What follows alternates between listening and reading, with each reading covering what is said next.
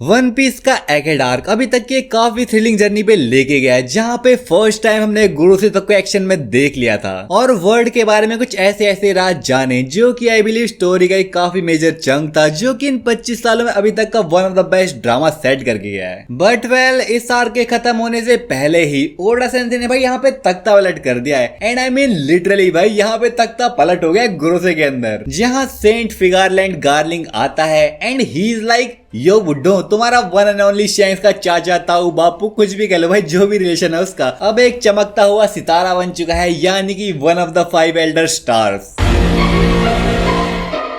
आखिर क्या है ये माजरा? आखिर ये सैटर्न बुड्ढे का भाई कुंभी पाकम किसने और क्यों बना डाला? चल क्या रहा है भाई स्टोरी के अंदर, चलिए देखते हैं।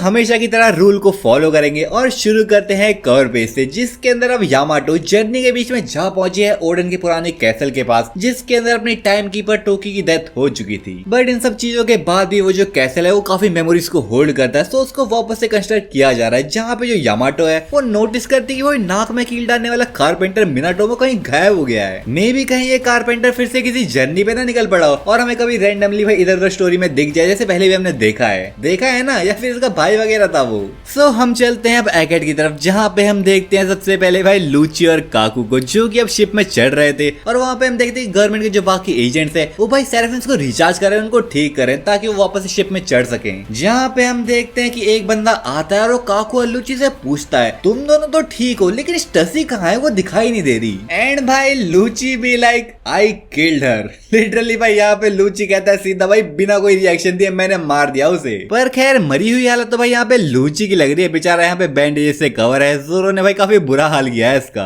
यहाँ पे भाई CP0 के एजेंट्स उठ चुके हैं, काफी सारे जो बाकी एजेंट्स हैं वो भी उठ चुके हैं, उसी के साथ यहाँ पे जो सारे वाइस एडमिरल्स हैं वो भी भाई होश में आ चुके हैं। जहाँ पे सबसे पहले वाइस एडमिरल्स की बात होती है सैटर्न से, जहाँ पे वो वही बात कर रहे होते हैं कि कैसे इतनी बड़ी फ्लीट होने के बावजूद भी जो भाई स्ट्रॉ हेड से वो यहाँ से एस्केप कर गए हैं, जिसके लिए ऑब्वियसली सारे के सारे वाइस एडमिरल्स वहाँ पे जो प्रेजेंट थे वो भाई सैटर्न से माफी मांगते कि हमारे होते हुए ऐसा कुछ हो गया, और वो यहाँ पे ये तक कहते हैं कि हम अभी जाते हैं स्ट्रॉ हेड्स का पीछा करते हैं और उनको एल्बाफ से खींच के लेके आते हैं। हाँ भाई सालों से ना सेराफिन संभल रहे हैं ना भाई पैसिफिस्टा संभल रहे हैं और चले हैं भाई स्ट्रॉ हेड्स को संभालने। बात तो सही है। जिसको सुन के यहाँ पे सैटर्न कहता है कि अरे कोई बात नहीं, तुमको उनका पीछा करने की जरूरत नहीं है, क्योंकि हमारे जो मेन ऑब्जेक्टिव थे जो कि था यॉर्क को कैप्चर करना, मतलब पकड़ना, पंख रिकॉर्ड्स को भाई सेव करना और जो पावर प्लांट था उसको अपने हत्थे पे लेना, क्योंकि आखिर पावर प्लांट ही तो मेन सोर्स है भाई मदर फ्लेम वेपन का, और उसको कौन डेवलप कर सकता है भाई, यॉर्क कर सकती है ना, तो भाई ये चीज मेन थी उनके लिए। पर फिर भी अपने इन 3 गोल्स को अचीव करने से बड़ा झटका तो भाई उसे वेगाबंग ने दिया है, जो कि उसका ब्रॉडकास्ट था, जहाँ पे भाई ऐसी ऐसी बातें रिवील हुई जिससे अब जो मरीन्स के एजेंट्स हैं, जो भाई वाइस एडमिरल्स हैं, वो तक यहाँ पे भाई गवर्नमेंट के ऊपर शक करने लगे हैं कि जो वेगाबंग कह रहा था कहीं वो सच तो नहीं है। एंड वेल वाइस एडमिरल डोवरमैन ने तो भाई ये बात सैटर्न के मुंह के आगे पूछ ली, जिसको सुन के सैटर्न भाई बिल्कुल भी खुश नहीं था, जहाँ पे सीधा उसने अपनी पावर को यूज किया और भाई डोवरमैन का सर उड़ा दिया। सैटर्न को भाई सही में बातें संभालना बिल्कुल भी नहीं आता। यहाँ पे वाइस एडमिरल डोवरमैन ने कुछ सवाल किए और उसने भाई इसका सर उड़ा दिया, वो भी मरीन्स के सामने, जो कि ऑब्वियसली मरीन्स के ऊपर एक बुरा इंपैक्ट डालेगा ना कि हाँ भाई वाइस एडमिरल डोवरमैन ने ऐसा ऐसा पूछा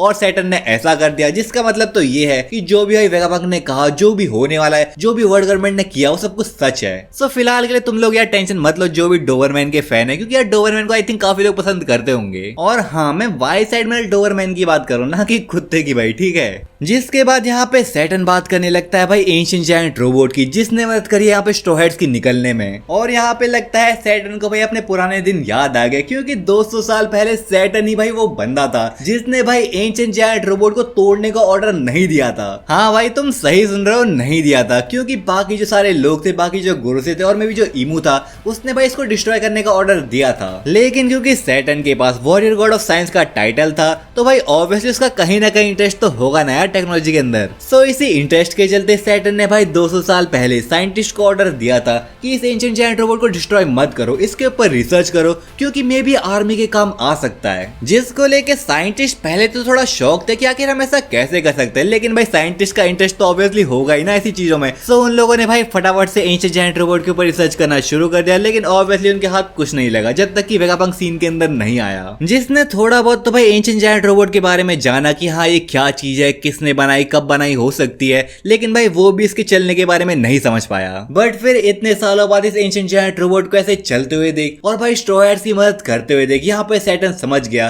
कि कुछ ना कुछ तो इसका कनेक्शन जॉय बॉय के साथ जरूर था। एंड वेल तुम लोगों को तो पता ही है भाई जॉय बॉय को लेकर स्टोरी के अंदर ऑब्सेस्ड कौन है भाई, ऑब्वियसली अपना ईमू, जो कि लड़की है लड़का है जो भी है भाई। सो ईमू तो बिल्कुल भी खुश नहीं था कि सैटर्न ने जॉय बॉय को यहाँ से निकलने दिया। और वर्ल्ड की सबसे ग्रेटेस्ट पावर का गुस्सा होना भाई कोई आम बात तो है नहीं। तो ईमू ने यहाँ पे सैटर्न बुड्ढे का जो हाल किया है वो तो भाई एकदम देखने लायक था, दिल को थोड़ा सुकून मिल गया, क्योंकि सैटर्न बुड्ढे ने भी बहुत बुरे काम कर रखे हैं। सैटर्न यहाँ पे सडनली अपने घुटनों पे आता और यहाँ पे हम देखते हैं कि मानो भाई सैटर्न का कोई गला दबा रहा हो, और इवन सैटर्न की पूरी बॉडी से भाई ब्लैक फ्लेम्स निकल रही थी, जिसको देख के यहाँ पे सारे वाइस एडमिरल्स भी शॉक रह गए थे। पहले तो भाई यहाँ पे सैटर्न खुद समझ नहीं पा रहा था कि आखिर ईमू सामा उसके साथ ऐसा क्यों कर रहे हैं, जहाँ पे भाई हम देखते हैं कि ईमू से बात तक करता है सैटर्न से, जहाँ पे वो कहता है आखिर तूने जॉय बॉय को क्यों जाने दिया। एंड सैटर्न भी लाइक इस जॉय बॉय की पावर्स को हैंडल करना मेरे बस की बात नहीं थी, क्योंकि इसकी ऐसी पावर्स आज तक मैंने कभी देखी ही नहीं थी। सैटर्न तो यहाँ पे ईमू से अपनी जान की भीख तक मांगता है, लेकिन भाई ईमू को उस पे बिल्कुल भी रहम नहीं आया। यहाँ पे हम देखते हैं कि सैटर्न की बॉडी भाई सडनली एज होने लग जाती है और वो एकदम से काफी ज्यादा बूढ़ा हो जाता है, एकदम पतला सा हो जाता है, जहाँ पे बस स्केलेटन दिख रहा होता है। जो सीन भाई इतना ज्यादा हॉरिफाइंग था कि सारे के सारे वाइस एडमिरल्स की भी यहाँ पे गाफ फट गई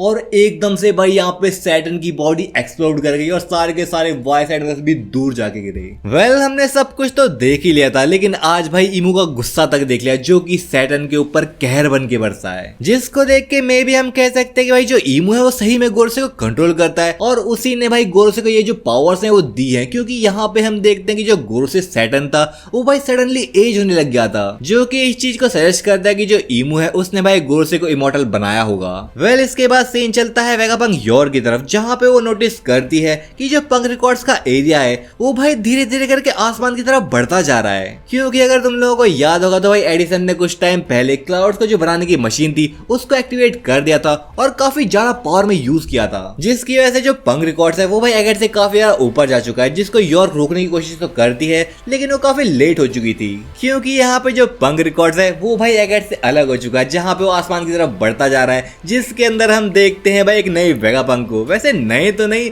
पर यहाँ पे हम देखते हैं भाई 4 वेगापंक के कॉम्बिनेशन को, जो कि है एडिसन, पाइथागोरस, शाका और एटलस, जो कि भाई एक ही बॉडी के अंदर फ्यूज हो रखे थे। जहाँ पे हम देखते हैं कि चारों के जो माइंड्स हैं वो भाई एक साथ वर्क कर रहे हैं, यानी कि चारों एक ही बॉडी के अंदर होने के बावजूद भी आपस में बात कर पा रहे हैं। लेकिन भाई लिटरली यहाँ पे लोग काफी वियर्ड लग रहे हैं, जिसको लेके खुद वेगापंक भी बात कर रहे थे कि आखिर हम लोग कैसे लग रहे हैं। बट वेल चाहे ये लोग कैसे भी लग रहे हो, मेन बात यह है कि भाई सारे के सारे वेगापंक जिंदा है। हाँ वेगापंक स्टेला को छोड़ के, जैसा कि भाई लिलिथ ने कहा था, जो कि अपने साथ पूरे पंक रिकॉर्ड्स को लेके जा चुके हैं, जिसके अंदर वेगापंक का ब्रेन भी है। और भाई इन लोगों की नेक्स्ट जो डेस्टिनेशन है वो है वेदेरिया, जहाँ पे हम देखते हैं कि वेगापंक शाका वेदेरिया के एक साइंटिस्ट हारिडस से बात कर रहा होता है, जहाँ पे वो कहता है मैं वेगापंक बोल रहा हूँ, जिसको सुन के हारिडस भी लाइक तू तो साले मर गया था ना। और यहाँ पे हारिडस का जो बात करने का तरीका है वो भाई बिल्कुल ऐसा है जैसे वेगापंक और वो काफी पुराने दोस्त हो, जो कि आई बिलीव सच ही होगा, क्योंकि जो वेगापंक की क्लाउड वाली मशीन है मे बी वेगापंक ने यहीं से बनाना उसको सीखा होगा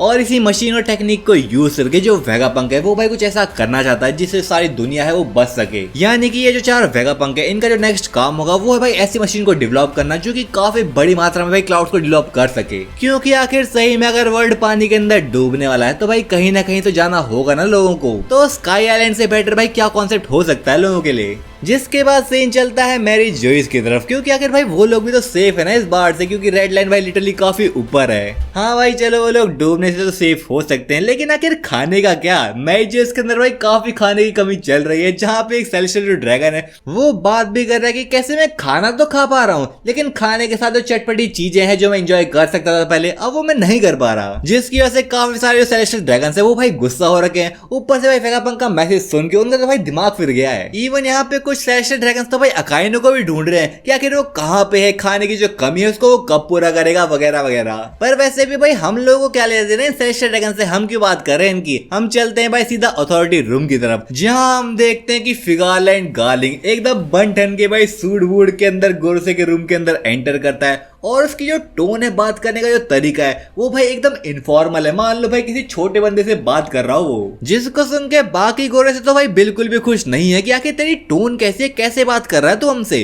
जिसके रिप्लाई में गार्लिंग कहता है मुझे ऑर्डर मिला है और आज से जो वेगापंक यॉर्क है वो मेरे अंडर ही काम करेगी, क्योंकि आज से मैं बन चुका हूँ warrior god of scientific defence. जिसको सुन के सारे गुरु से एकदम शॉक कि आखिर ये क्या हो गया, आखिर सैटर्न का क्या हुआ, क्या ईमू सामा ने उसे मार दिया। लेकिन गार्लिंग बीइंग द न्यू कूल गुरु से यहाँ पे वो कहता है कि आने वाला समय काफी टफ और रफ होने वाला है। हम लोग ऐसे मुश्किल समय के अंदर एंटर कर चुके हैं जो कि आज तक हमने कभी नहीं देखा। सो together let's make the world a better place my fellow Elder stars. जिसके अगले ही पैनल में हमें सेंट फिगाल एंड गार्लिंग का एक न्यू इंट्रोडक्शन पैनल दिखाया जाता है as warrior god of scientific defence और आ न्यू गुरु से। आई होप भाई ईमू ने इसको सैटर्न वाली पावर्स ना दी हो बल्कि कोई और पावर्स दी हो, क्योंकि भाई सैटर्न वाली पावर्स इसके ऊपर अच्छी नहीं लगेगी। और ऊपर से भाई ये बंदा एक स्वॉर्ड्समैन है तो गोरोसे के अंदर अब 2 स्वॉर्ड्समैन हो चुके हैं, तो भाई जोरो के लिए 2 न्यू अपोनेंट्स जिनकी फाइट देखना तो भाई काफी इंटरेस्टिंग होगा। और क्या पता भाई ऐसा भी हो सकता है कि फिगाल एंड जो गार्लिंग है उसकी फाइट हमें शैंक्स से देखने को मिले। शैंक्स वर्सेस शैंक्स, क्या फाइट होगी ना भाई, एकदम मजा आ जाएगा। तुम लोग बताओ भाई क्या चाहिए तुम्हें वन पीस के अंदर, क्या देखना चाहते हो, किसकी फाइट देखना चाहते हो भाई गार्लिंग के साथ। क्योंकि चाहे वन पीस के अंदर जो भी हो, जो भी माल मसाला आ रहा हो, मैं तो भाई तुम्हारे साथ रहूंगा ही। सो हाँ भाई वीडियो को लाइक कर देना, एम करते हैं 2K लाइक्स का। और हाँ अभी वीडियो खत्म नहीं हुई, अभी हम चलते हैं एक और मेन खिलाड़ी की तरफ जो कि है भाई ड्रैगन, जहां पे हम देखते हैं कंबागा किंगडम की तरफ, जहां पे हम देखते हैं कोआला को जो कि जो वेगापंक का मैसेज है उसको समराइज करती है और भाई प्रेजेंट करती है लोगों के आगे। जिसको सुन के ड्रैगन भी लाइक अब तो कुछ करना ही पड़ेगा, अब तो पानी सही में सर से ऊपर जा रहा है। और भाई लिटरली पानी सही में सर से ऊपर जाने वाला है क्योंकि बाढ़ आने वाली है। और इसी बाढ़ से बचने के लिए जो सेलेस्टियल ड्रैगन्स है वो भाई मैं जो इसके ऊपर रहते हैं ये पूरी जो रेवो आर्मी है वो समझ चुकी है। और ड्रैगन ने तो कुछ टाइम पहले खुद बात की थी ना कि कैसे वो वॉर के अंदर जाने वाले हैं, काफी टफ टाइम आने वाला है, जहां पे रेवोल्यूशनरी आर्मी के जो नेक्स्ट अपोनेंट्स हैं वो है होली नाइट्स। और इस चैप्टर के अंदर ड्रैगन और गार्लिंग का एक साथ देखना ये भाई एक हिंट हो सकता है कि मे बी ड्रैगन और गार्लिंग की फाइट होने वाली है या फिर गार्लिंग ही वो बंदा होगा जो कि होली नाइट्स को लीड कर रहा होगा। तो अब यहाँ पे ड्रैगन खुद चाहता है कि वो जो भी करे काफी जल्दी करे, क्योंकि वर्ल्ड के अंदर काफी बड़ा खतरा मंडरा रहा है, क्योंकि दुनिया के अंदर एक ऐसी वॉर काफी क्लोज है जहाँ पे सारे ही लोग कंटेस्ट कर रहे होंगे सेफ प्लेसेस के लिए।